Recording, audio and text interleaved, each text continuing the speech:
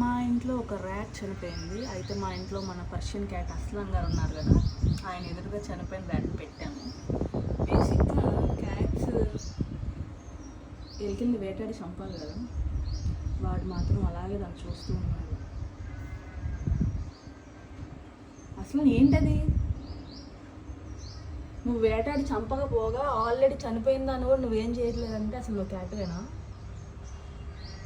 చెప్పు. అడి తిరుకోవచ్చు. ఏంటి నీ ఎదురుగా ఉంది?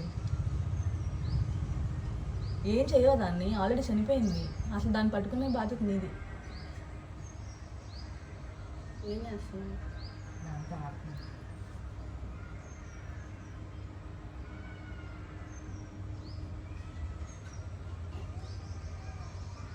బ్రతుకుందా లేదని టెస్ట్ చేస్తున్నావు.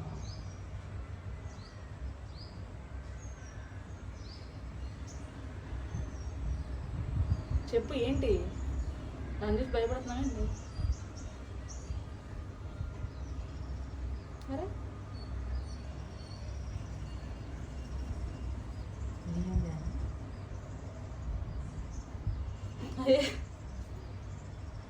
చచ్చిపోయింది కూడా దాన్ని చూసి భయపడుతుంది.